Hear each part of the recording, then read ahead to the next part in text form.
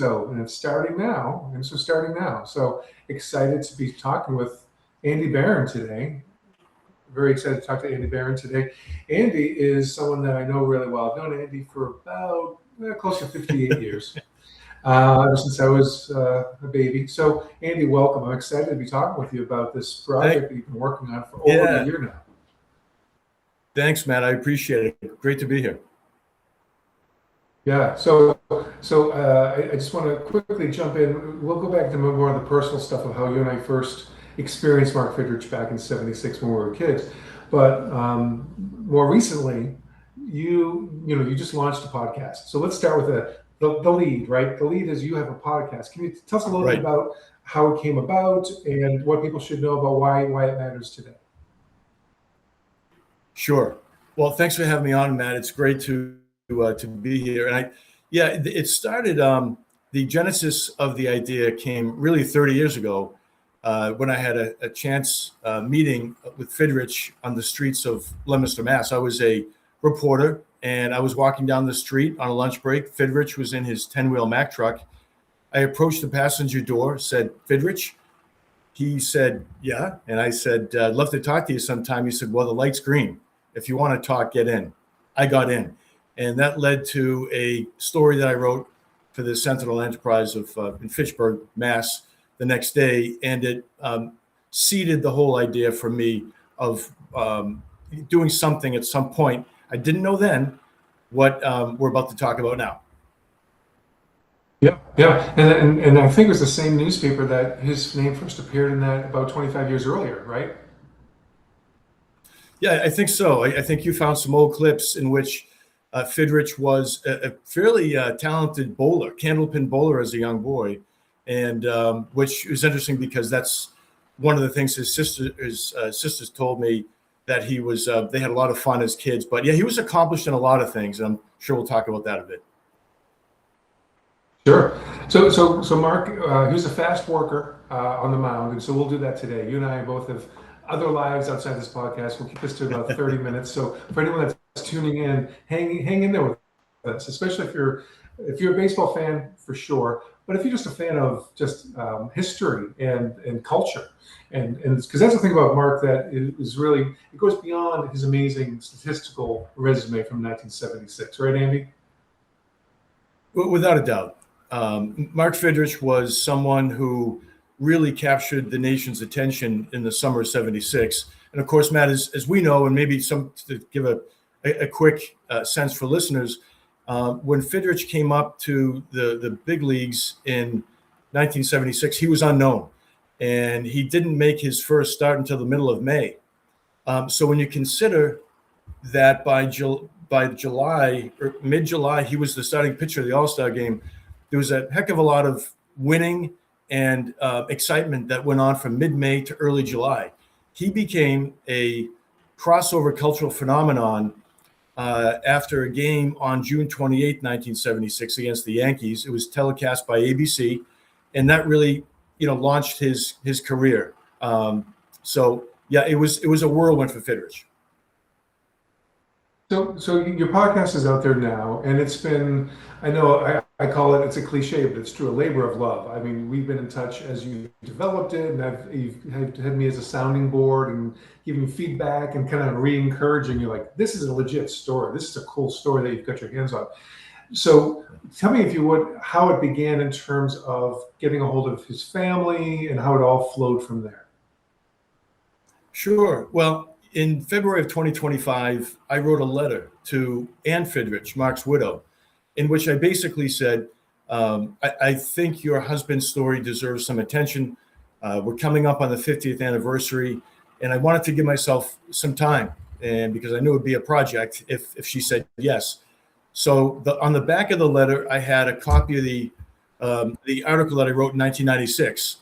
And I got a phone call maybe 2 weeks later, not from Ann, but from Jessica, Mark's daughter, saying, "Wow, we never saw this article. This is cool. We'll do anything." So that gave me the confidence to move forward with this project. Yeah, that's great. I love the old school sending a letter. You put a stamp on it, you mailed it, just like we did in 1976, right? That's cool. Exactly. And then from there, yeah, and so from there you meet with them, and so tell me when it became clear that there was more to this than maybe a nice breakfast and then maybe a feature story or something, that you decided there was something more. It's interesting. May of 2025 is when I met with the family, Jessica, the daughter, and the widow, Jack Wallace, his high school baseball coach. I also met with a buddy of his named Mark Philbin. Mark was with Mark Fidrich that summer. That was the launching ground for me feeling like there was something here. But more specifically, I think it wasn't until I talked to some of the sisters and some of the other pop culture experts that I realized I do have something here. And I'd be happy to sort of get into that a little bit. But it's been a Yeah. sort of a progressive thing. Right. Just like and it's cool. Like, having been a reporter myself, you and I both can talk shop about that, right? When you hear something, you see something, and for you, just saying is that you started to learn things that you never saw or knew anywhere else before, and that there's really his story hasn't fully been told before. So can you talk about that? Some of those elements that are already maybe coming out on the podcast, and also in some future episodes. Yeah, I'd be happy to. One of the key things that I learned about Mark Fidrich, which really hasn't been told in any expansive way, is the fact that he had a learning challenge as a young boy. He stayed back in both the first and second grades. And while that's been reported in some fashion, very almost parenthetically, what hasn't been talked about is the taunting and the bullying that he experienced as a result of being held back. And the initial episode of The Bird, The Spirit of 76, gets into that, in which his sister, Paula Grogan, talks about that and talks about Mark understanding what he went through as a young boy and how that really, impacted how he saw the world. Yeah, I mean, talk about an underdog, right? From a young age, he was already had this kind of maybe a scarlet letter type thing where the kids in the neighborhood would know that, right? He's already been in this grade. He's in it again, and then it happens again. So, what are some things that you think what that did to him, both maybe for negative, but also for positive over the course of his life? Well, again, from a negative standpoint, he had to withstand just the bullying and the taunting. But from on the flip side, he turned that into a positive. He had tremendous athletic talent as a young boy when he was, 5, 6, 7 years old. We talked about the bowling at the outset, or earlier. He was just someone who had a lot of skills, and his father Paul recognized those talents, and his father really nurtured those talents. He would take him to the backyard almost daily, and he would teach him how to pitch. Quite literally, he'd teach him how to breathe, how to manicure the ground, to make his own spot, his own landing spot. So whenever you saw Fidrich in later years talking to the ball, manicuring the ground, doing various gyrations, it was all in the spirit of self-control and being in control. It was more than just him being kind of kooky and eccentric. And of course he was, but there was a method to his madness. Yeah.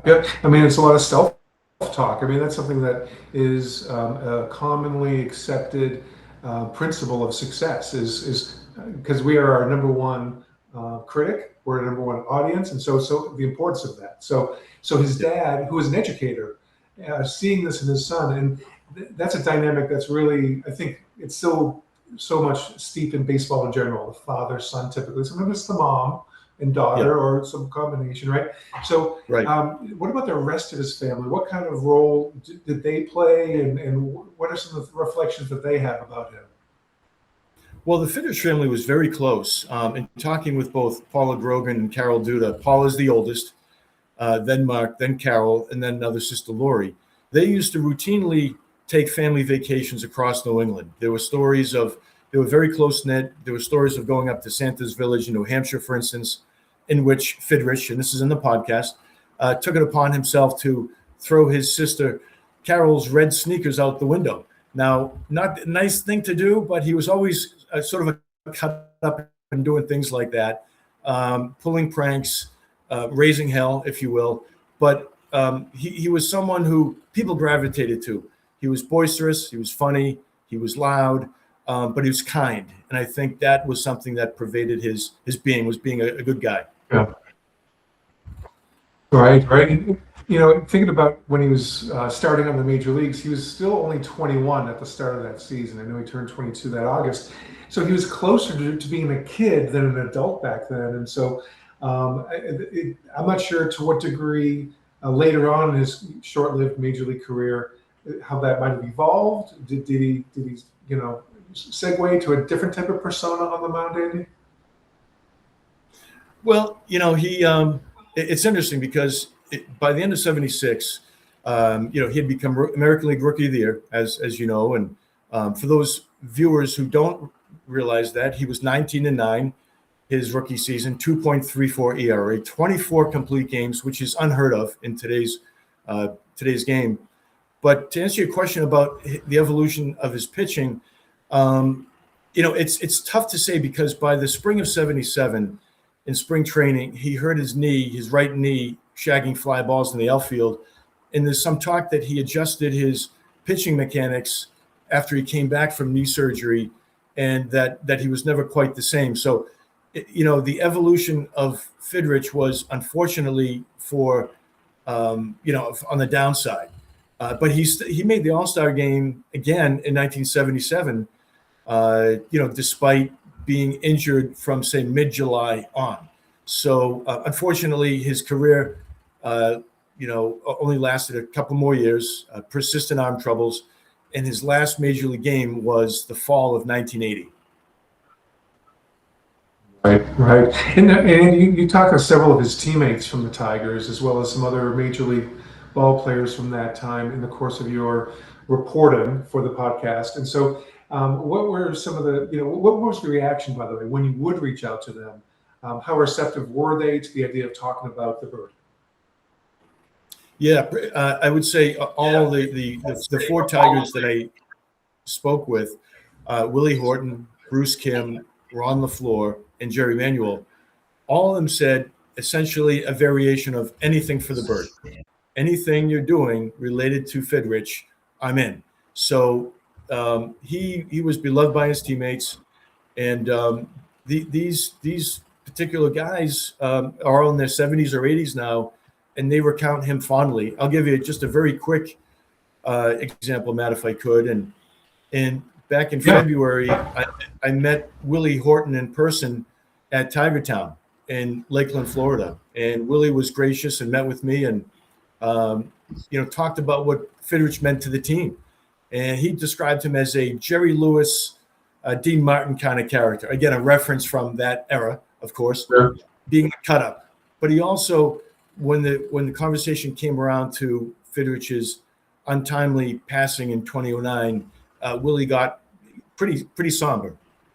So he still means a lot to a lot of these guys, and he's someone who's not forgotten. For sure, for sure. And so, in terms of Mark's post-career, right? So, you know, sadly, as some people would know, he passed away before he even turned 55, and so he had around not quite 30 years of adulthood after the big leagues. What was that transition like for him? I know you met him in the midst of that, kind of halfway in the middle of all that. And was there someone, I think you mentioned there's someone that helped him make that transition, at least mentally, to think about that during his playing career? That's right. When Fidrych got out of baseball in 1983, he was a member of the Pawtucket Red Sox at that time. He retired. He never made it back to the big leagues. And the transition was difficult for Fidrych. He, you know, he visited several of his friends in the town of Northborough, Mass. And he ended up working with one in particular right away. His name is Wayne Hay. Wayne ran a pool. He installed pools and spas and things like that. And Fidrych was a dog worker. He was just like, you know, he was a really hard worker and someone who, as Wayne relays to me, would dig ditches and holes for pipes and various things. And then he'd have lunch. And then after lunch, the kids would go to the work site and swarm him and get his autograph. He was still very much someone who was a hero to a lot of young kids. But beyond that, Fidrich became a liquor salesman, and he sort of held odd jobs and was trying to find that next thing. That's when he said to his wife Ann, "I want to buy a truck," and that was around the late '80s. Mm-hmm. Got it. And it was that truck that he was in that truck driving it, right, at a red light when you first met him. And without, going into all the details, but just basically that's sadly where his life ended as well. How did Mark pass away? So Easter Monday, 2009, Mark was at his home in Northborough. He had just celebrated Easter with his family. Paula, I had mentioned Paula earlier. His sister drove from with her husband Herb to Northborough for Easter. They had a great time. On that Easter Monday, Mark was preparing to do some road jobs, delivering asphalt and doing some paving jobs. He went and he said goodbye to Herb and Paula, and he went out to his truck. And he unfortunately he made the decision he was working on the truck, and there was a mishap with the clothes and some mechanism within the truck, and he ended up not surviving. So it was a very difficult moment for everyone involved. Obviously the Fidrich family, friends, teammates, but yeah, it was. But he was celebrated after that at his funeral, and I get into that as well in the podcast. Yeah, I mean that's the thing that ties in also, Andy, where okay, what's the difference? What's the impact now? How is he relevant today? And one thing that I recall you sharing was something about an organization that he had been supporting for years, and then they came, and so without necessarily being a spoiler on your future podcast episode, if you could maybe just touch on some of those elements and that scene at his funeral. Sure. At the funeral, I'll just mention that briefly, and that is that it was attended by members of the Tigers. Willie Horton was there and spoke on behalf of the Detroit Tigers at Fidrich's funeral. But there was a clear celebration of life that was taking place. And I think when people listen to the podcast, the end episode, they'll come to appreciate how they celebrated that life.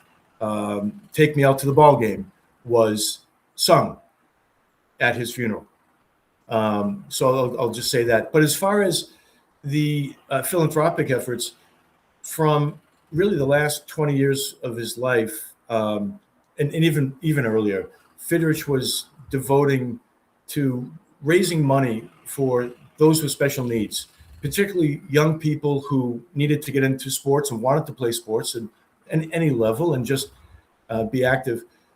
So the Mark Fidrich Foundation was a outcropping, an outgrowth of Fidrich, and it's a local organization. It raises money for young people, and some older folks as well who have special needs, and really for Worcester County, the region that Mark grew up in. So it's fiercely local, and the Fidrich family has raised close to $1 million through the Mark Fidrich Foundation. And there's a separate entity in Michigan. I won't get into that. It's part of the podcast, but there's a separate activity that Fidrich did for like 20 years leading up to his passing. And I think listeners will learn a lot more about him and what he did in that role as well. Got it. Nice. So one interesting parallel between this year and 1976 is that the All-Star Game is being played in Philadelphia. And so I know that you and I both have plans. In fact, we're going to meet in Philly, you and me, kind of midway between where I am in Chicago and you're near Boston. And so what's going to happen there? What do you hope happens, and what's already in the works? Because I know that there's some media interest already that's been expressed about your podcast and other work that you've done. Right. Yeah, I've been fortunate. The podcast has only been up for a couple of days, but I have had I had a radio interview just a couple days ago on WBC Radio in Boston. I have a couple of other potential interviews lined up in Boston media later this week. But as far as the All-Star game is concerned, I think what I'd like to do, and I think we as brothers want to do, is just take in the whole experience of All-Star Week. And I think that is everything from the pregame activity and I know there's the Major League Draft on Saturday, and then following that is the All-Star Home Run Contest Monday, the actual game Tuesday. But through it all, I think there'll be just sort of a buzz, hopefully seeing legends of the game, other media members, fans, and my goal is to really make as many people aware of this podcast as possible, both casual fans, rabid fans, the media, because I do think Fidrich and his story deserves a second look, particularly 50 years after his magical season. Absolutely. So I think of you almost as you're an underdog too. This is your first podcast you've ever created. You've been doing this really toiling in obscurity, to use a cliche, right? To develop all this to this point. Yeah. And so for you, like what have you discovered through this process, whether it's now as a new content creator and all the mechanics behind that? Maybe there's some shout outs you want to give to different people who've helped you along the way. Not me, of course. I'm not looking for that, but there's been other people coming and kind of rallying around this, right? So. Exactly. No, I will say, first and foremost, you've been great as far as just being that sounding board on the project. And of course, we're huge baseball fans. And so we, I think, see the resonance of the story. But, I think to answer your question about what have I learned, it's really that it's a process. This takes time. I had visions of an essay or multiple essays that could be written and shared with the media, and it's been difficult because the media is so splintered today. There's so many different platforms. So I was able, fortunately, these interviews were conducted by my trusty iPhone, so I was able to record interviews, and I pivoted to a podcast. And I do think the podcast platform allows kind of the emotion of people's voices to be heard, and I think the sounds of a podcast resonate even a little bit more deeply. It's a little bit, and my mother-in-law said this, it's almost like old school radio. People gather around a radio listening. And so I do hope people give the podcast a listen. And, it's a new episode drops every Sunday. Gotcha. So the next one will be coming up on Sunday. That would be July 6th, I believe? Or is it July 5th? July 5th? July 5th, Sunday, July 5th. Episode? Yes. Gotcha. Correct. I know that within minutes of it launching, I was listening to it because you had said it's 12:01 a.m. Eastern time. And so I was tuning in right away, and it was really so fun to see or to hear how it all come to bear fruit. Now, Major League Baseball, you've been in touch with some folks in the MLB office along the way, and so this is on their radar too. And so, how's that been? What kind of partnership maybe could be burgeoning on that front? Yeah, Major League Baseball has been a big assist for me throughout this process. I reached out to Major League Baseball last August, specifically to Pat Courtney, who's the Chief Communications Officer for MLB. And he was really gracious to listen to kind of my early ideas for the project. This is even before a podcast came to be, but he was helpful as far as just being an ear for the project. And that led me to some folks at MLB Network who've been really helpful. Specifically a guy by the name of Mark Caifa, who works in there for MLB Network as a senior VP, just someone who has put up with my texts and requests for anyone he might know to put me in touch with. He put me in touch with a number of ex-big leaguers who appear in this podcast. So Major League Baseball has been really helpful throughout. So, Mark the Bird Fidrich transcended baseball. That I think is without question. He was the first and only baseball player to this point ever on the cover of Rolling Stone. he really captured the imagination of people who weren't fans. He brought people to the park who had not been to the park in a long time. I mean, attendance at his games when he pitched in '76 was through the roof compared to other games for the Tigers that year. They were not a very good team. They were below 500. So for people today, I guess I'm wondering, to what degree are you hoping this will draw in people from outside baseball, and what is it that you want them to take away from the Bird, the Spirit of '76? You know, I think we're living in such a splintered era of media, right? Everyone is getting and consuming media, not just from the three networks, but through podcasts and TikTok and a whole variety of platforms. What I'm trying to achieve in part is to let people know there was one guy who was able to rise to a level, above the noise in 1976 and really stand out when things were, during the 200th birthday of our nation. He was someone who, really captivated the nation for that period of time. And I think today, you fast forward to today, and I think a new generation of fans, I'm hoping, will discover Mark Fidrych and what he meant to baseball. And I think there'll be, and really the broader culture, because some of the experts I've spoken with believe that we have not seen another one quite like Fidrych in the last half century. When I see another athlete of any kind that brought the combination of talent, skill, charisma, and quirkiness. So that says a lot right there. Yeah, no, that's great.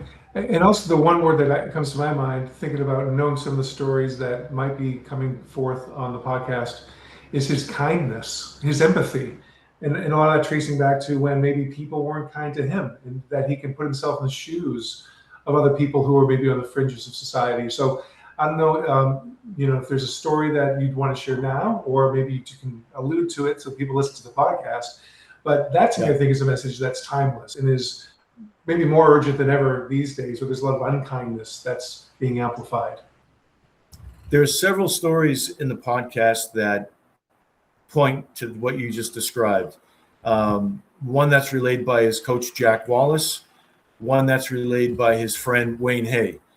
And I want to kind of leave it at that.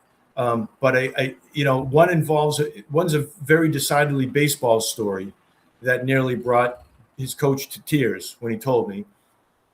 In the story from Wayne is a seemingly mundane visit to a local nightclub in Leominster, in which a young lady asked him to dance.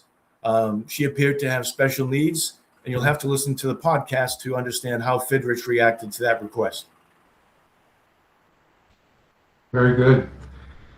Well, I am a big fan of you and of Mark Fidrych, so this was an easy one for me to do. So I'm excited, Andy, for what's already you've done to this point, what will come from this, and how can get the word out more to more people. And so, any closing thoughts before we pull you into the dugout and let people go on with their day? Yeah, give me the hook. I would just reiterate, the name of the podcast is The Bird, the Spirit of '76. It launched on June 28th. I expect it to run weekly on Sundays through early to mid-August. And listeners can get it wherever they get their podcasts, Spotify, Apple Music, Amazon, you name it. And so I hope people give it a listen, enjoy it. And, hopefully there'll be a new era of fans who come to appreciate Mark the Bird Fidrych and what he meant to the game of baseball and really the world. Absolutely. Well, Andy, thanks so much for all your effort on this, and thank you for taking the time to be here today. And I look forward to the rest of your podcast series. You're welcome, Matt, and really appreciate you having me on. This is great. We'll talk Philly soon, right? We're gonna talk All-Star game. All right. Exactly. Sounds good. See ya.